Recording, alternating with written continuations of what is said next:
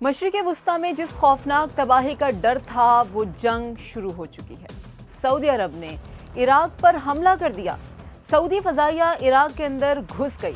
क्या आपने कभी सोचा है कि जब दो पड़ोसी लफ्ज़ी जंग छोड़कर सीधे बम गिराना शुरू कर दें, वो भी मशरिक़ वस्ती में जहां पहले ही जंग छिड़ी है, अब एक और खौफनाक खेल शुरू हो गया है। सऊदी अरब और अमरीकी फोर्सेस ने सिर्फ खित्ते की सियासत को ही नहीं बल्कि इराक की सरहद के अंदर घुसकर ऐसी ज़बरदस्त जवाबी कार्रवाई की है कि पूरी दुनिया की नज़रें अब इस बात पर जम गई हैं कि इसका जवाब बगदाद से आएगा या फिर ईरान से।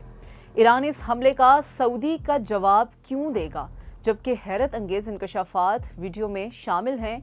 इसके लिए वीडियो को आखिर तक ज़रूर देखिएगा अगर आप सच जानना चाहते हैं। इस जंग का आगाज़ उस वक्त हुआ जब सऊदी अरब की मईशत की जान यानी अबक़ेक में वाक़े आम एल्कोरा और दीगर ऑयल तंसीबात पर अचानक ड्रोन्स की बरसात हुई। फ़ज़ा में धुएं के ऐसे काले बादल उठे कि सैटेलाइट की तस्वीरें पूरे खित्ते में जलती हुई नजर आईं। अब सवाल ये है कि ये बमबारी किसने की? यमन के हौसी फ़ौरन मैदान में आए और बोले कि ये तोहफ़ा हमारी तरफ से है क्योंकि तुमने हमारी नाकाबंदी कर रखी है। लेकिन सऊदी अरब ने ये कहा कि हमें मालूम है कि इस तीर के पीछे असल कमान किसकी है। रियाज ने बिना किसी ताख़ीर के उंगली सीधी इराक में उठा दी। सवाल ये है कि सऊदी अरब को कैसे पता चला कि हमला यमन से नहीं इराक से हुआ है। सऊदी अरब ने सिर्फ इल्ज़ाम नहीं लगाया बल्कि सऊदी अरब की रॉयल एयरफोर्स और अमरीकी सेंट्रल कमांड सेंटकोम ने मिलकर जेट तैयारे बुलंद किए और बसरा, वासित, करबला और नेवी के मैदानों में ईरान नवाज मलेशिया के ठिकानों पर बमों की बारिश कर दी। इराकी फोर्सेस PMF के मुताबिक इस मुश्तरका हमले में उनके कम अज कम 8 अफराद मारे गए और 4 जख्मी हो गए। लेकिन दिलचस्प सूरत हाल उस वक्त पैदा हुई जब इराकी मुसल्लह गिरोह यानी इराकी इस्लामी मुजाहमत IRI ने फौरन दिफाई पोजीशन ली और सऊदी अरब पर ड्रोन हमले से लाताल्लुकी का इजहार कर दिया। यही नहीं, उन्होंने उल्टा सऊदी अरब को धमकी दे डाली कि अगर दोबारा उधर का रुख किया तो ऐसा सख्त जवाब मिलेगा कि सऊदिया भी कभी नहीं भूलेगा। लेकिन सवाल ये है कि क्या इराक में मौजूद जंगजू ग्रुप्स इतनी सलाहियत या ताकत रखते हैं कि वो सऊदी अरब को ललकार सके?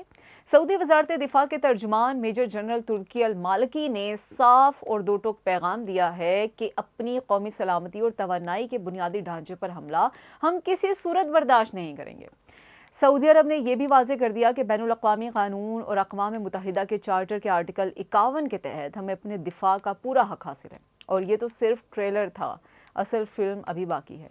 इराकी हुकूमत और अफवाज ने इस कार्रवाई को इराक की मुल्की खुद मुख्तारी और सरकारी सलामती के इदारों पर हमला करार दे दिया।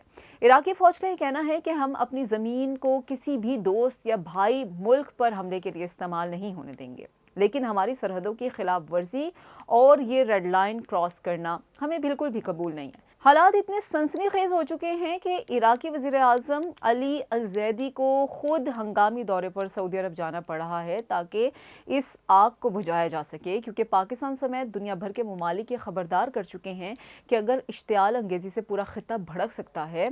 अब इससे बड़ा सवाल ये है कि क्या इराकी वज़ीर आज़म का ये दौरा सिफारती करिश्मा दिखा पाएगा या फिर ईरान, इराक, यमन और सऊदी अरब की ये कशमकश पूरे मशरिक़ वस्ती को एक ऐसी हौलनाक जंग में धकेल देगी जहां से वापसी का कोई रास्ता नहीं। खेल हाथ से निकल रहा है, आगे देखते हैं क्या होता है। वीडियो पसंद आई हो तो लाइक करें, शेयर करें और हमारा चैनल सब्सक्राइब करें। मुझे दें इजाज़त। अल्लाह हाफ़िज़।